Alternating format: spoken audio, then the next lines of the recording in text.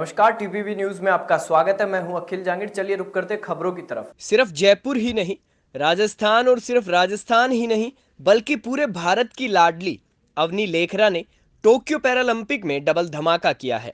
महज 19 साल की इस लाजवाब निशानेबाज ने 10 मीटर एयर पिस्टल स्पर्धा का स्वर्ण पदक पहले ही अपने नाम कर लिया था। अब उसने 50 मीटर राइफल में भी कांस्य पदक पर निशाना लगाया है। क्वालिफायर में अवनी ने दूसरी पोजीशन पर रहते हुए फाइनल में जगह बनाई थी। भारत की तरफ से अवनी पैरालंपिक में स्वर्ण और एक साथ 2 पदक जीतने वाली पहली महिला खिलाड़ी है। अब भारत के खाते में फिलहाल 2 स्वर्ण, 6 रजत और 4 कांस्य पदक हैं। यह पैरालंपिक इतिहास में भारत का सर्वश्रेष्ठ प्रदर्शन है। सन 2012 में महज 12 साल की उम्र में अवनी लेखरा की जिंदगी उस समय बदल गई जब एक दुर्घटना के चलते उसे पैरालिसिस का शिकार होना पड़ा और चलने के लिए व्हील चेयर का सहारा लेना पड़ गया। लेकिन अवनी ने हार नहीं मानी और आगे बढ़ना ठान लिया। दुर्घटना के महज 3 साल बाद ही अवनी ने शूटिंग को अपनी जिंदगी बनाया और महज 5 साल के भीतर ही गोल्डन गर्ल का तमगा हासिल कर लिया। फिर तो उसने राज्य, राष्ट्र और अंतर्राष्ट्रीय स्तर पर पदकों की झड़ी लगा दी। वन विभाग में एसीएस अवनी लेखरा के रिकॉर्ड प्रदर्शन से न सिर्फ वन विभाग बल्कि पूरे राजस्थान में खुशी का माहौल है। राज्यपाल कलराज मिश्र ने अपनी बधाई संदेश में कहा कि अवनी की उपलब्धि पर पूरे देश को नाज है। प्रमुख शासन सचिव श्रेया गुहा ने भी उसके उज्जवल भविष्य की कामना की है। अवनी के परिजनों ने इस उपलब्धि पर प्रसन्नता व्यक्त करते हुए इसका श्रेय उसकी कड़ी मेहनत और खेल के प्रति उसके समर्पण को दिया है। टीपीवी परिवार की तरफ से अवनी को हार्दिक बधाई और शुभकामनाएं।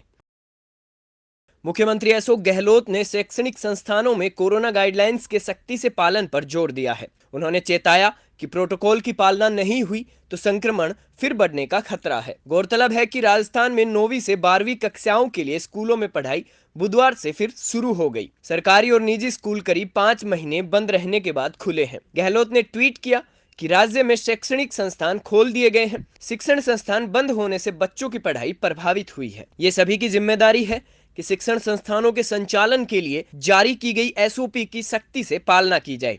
मुख्यमंत्री ने कहा कि सभी लोग पढ़ाई के साथ स्वास्थ्य का भी ध्यान रखें। शिक्षा विभाग के दिशा निर्देशों के अनुसार कक्षाओं में एक बार में 50% छात्रों की संख्या की अनुमति है और सभी व्यवस्थाएं कोरोना प्रोटोकॉल के अनुसार ही की जानी चाहिए।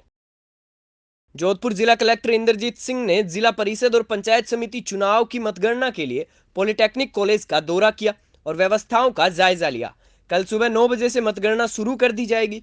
सुबह 8:30 बजे से मतगणना स्थल के लिए विधि अनुसार प्रवेश देना शुरू किया जाएगा। इसके साथ ही पूरा प्रयास किया जाएगा कि शांतिपूर्ण तरीके से मतगणना का कार्य संपन्न हो। पहले पंचायत समिति सदस्यों की और बाद में जिला परिषद सदस्यों की मतगणना होगी।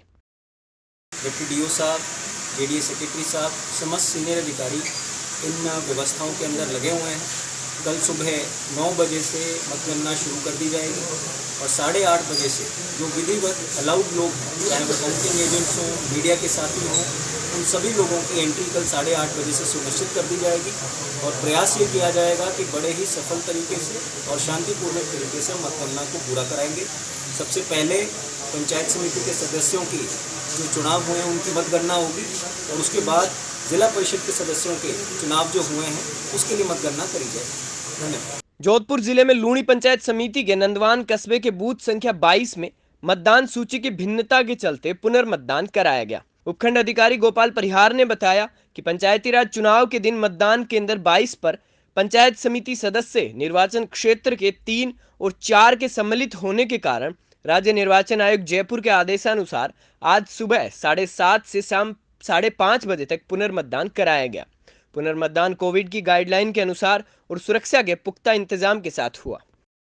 राज्य निर्वाचन आयोग के निर्देशानुसार आज ग्राम पंचायत नंदवान के बूथ संख्या 22 और 22 क और वार्ड नंबर 12 और 13 में जो पुनर्मतदान हो रहा है वो पंचायत समिति लूणी के सदस्य संख्या 3 और 4 के वार्डों का ये 2 बूथों पे हो रहा है। शांतिपूर्ण मतदान हो रहा है। जनजातीय क्षेत्रीय विकास राज्य मंत्री और प्रतापगढ़ जिले के प्रभारी अर्जुन सिंह बामणिया ने दरियावद उपखंड की विभिन्न ग्राम पंचायतों में जन सुनवाई की। उन्होंने सिहाड़ ग्राम पंचायत में लोगों की जन समस्याएं सुनी और उनके तत्काल निराकरण के लिए अधिकारियों को निर्देश दिए। उन्होंने कहा कि राज्य सरकार कई कल्याणकारी योजनाएं चला रही है, जरूरत इस बात की है कि आमजन जागरूक रहे और योजनाओं का लाभ उठाए। प्रभारी मंत्री ने केसरपुरा और वजपुरा में जन सुनवाई की। इस अवसर पर जिला प्रमुख, प्रतापगढ़ विधायक, पूर्व विधायक ने भी जनता को संबोधित किया। जिला कलेक्टर, जिला पुलिस अधीक्षक, उप जिला प्रमुख और प्रमुख समाज सेवी सहित कई गणमान्य लोग मौजूद थे।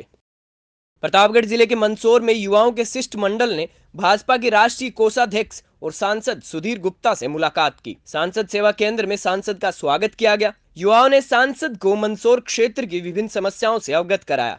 इस मौके पर केंद्र सरकार की योजनाओं और रोजगार सहित कई मुद्दों पर चर्चा हुई।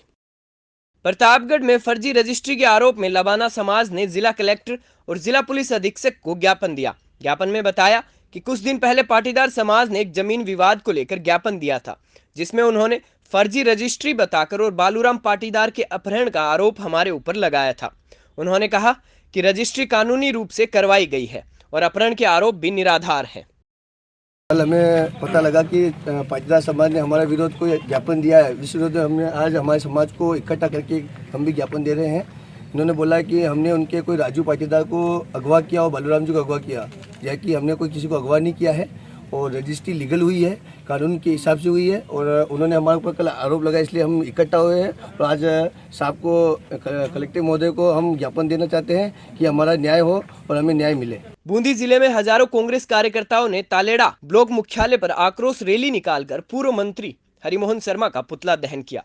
कांग्रेस कार्यकर्ताओं ने शर्मा का जमकर विरोध किया और पाटन चौराहे पर पुतला दहन कर नारेबाजी की। कार्यकर्ताओं ने प्रदेश उपाध्यक्ष हरिमोहन शर्मा को पद से निष्कासित करने के लिए राजस्थान मुख्यमंत्री अशोक गहलोत और प्रदेश कांग्रेस अध्यक्ष गोविंद सिंह डोटासरा के नाम एसडीएम को ज्ञापन सौंपा। ज्ञापन में कहा कि शर्मा ने बूंदी जिले में भ्रष्टाचार को खुलेआम पनपा रखा है, जो कांग्रेस की छवि को धूमिल करता है। उन्होंने शर्मा को पद से निष्कासित करने की मांग की है। विधानसभा क्षेत्र का कांग्रेस कार्यकर्ता पिछले 40 दिनों से पूर्व मंत्री और कांग्रेस उपाध्यक्ष हरिमोहन शर्मा के खिलाफ विरोध प्रदर्शन करता हुआ आ रहा है। लगभग 40 ग्राम पंचायतों और बूंदी के प्रमुख वार्डों में पुतला दहन कर कांग्रेस कार्यकर्ताओं ने अपना विरोध दर्ज करवाया है। आज पुतला दहन के 40 दिन पूरे होने पर क्षेत्र के बूंदी विधानसभा क्षेत्र के समस्त कांग्रेस कार्यकर्ता जरिए एसडीएम साहब को मुख्यमंत्री जी और प्रदेश अध्यक्ष गोविंद सिंह जी डोटासरा के नाम ज्ञापन प्रेषित किया है।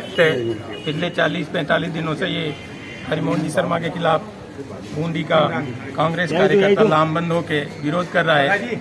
उन्होंने खुद अपनी होटल निर्माण के लिए सार्वजनिक नाले पर अतिक्रमण कराया। उनके सहयोगी नुहाल ने गौशाला के नाम पे जो आवंटित आरक्षित जमीन थी उस पर अतिक्रमण किया है।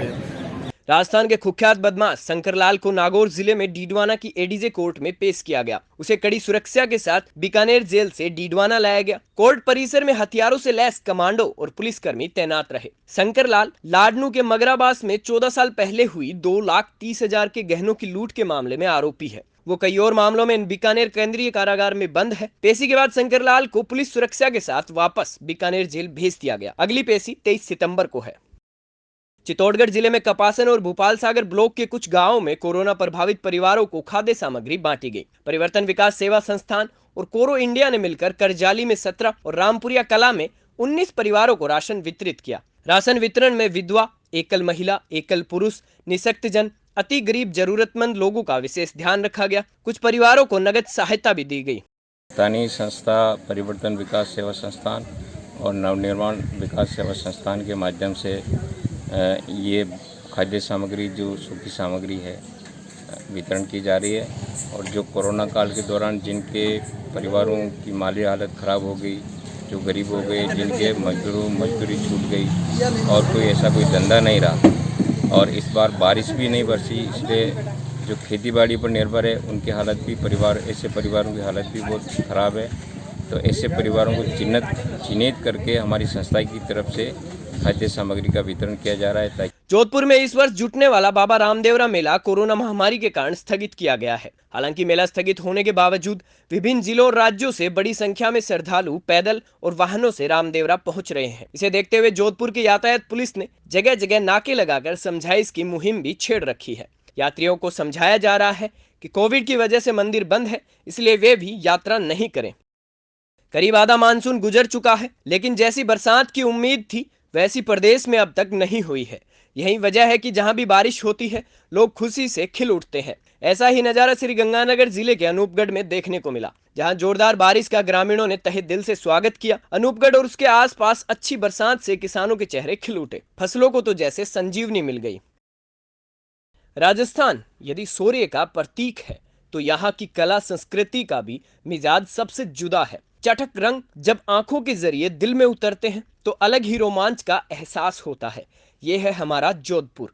दुनिया भर में सूर्य नगरी के नाम से मशहूर जोधपुर अब ब्लू सिटी बनकर इठला उठा है। जोधपुर के माथे का तिलक है मेहरानगढ़, तो उसको अपने आंचल में समेटे हैं पचेटियां पहाड़ियां। किले के नीचे स्थापित है पंचमुखा बालाजी। अब ये इलाका घने आबादी क्षेत्र में बदल चुका है। पुराने जोधपुर का हिस्सा होने से जाहिर है कि यहाँ की गलियां भी संकरी हैं। दीवारें एक दूसरे से इस कदर जुड़ी हैं मानो कोई लंबा चौड़ा कैनवास कुदरत ने इंसान को भेंट कर दिया हो। जब ऐसा कैनवास मिले तो इंसान के अंदर का कलाकार भला कैसे सोया रह सकता है। सूरज के प्रचंड ताप से इन दीवारों को कुछ राहत मिले, इसके लिए इन दीवारों को नीले रंग से रंग दिया गया। ये ब्लू वॉल मशहूर हुई ही थी कि ख्याल आया कि क्यों न इस ब्लू कैनवास पर अपने इतिहास, संस्कृति और जीवन संगीत की कूंची चलाई जाए, ताकि ये सब हमेशा जीवंत बना रहे।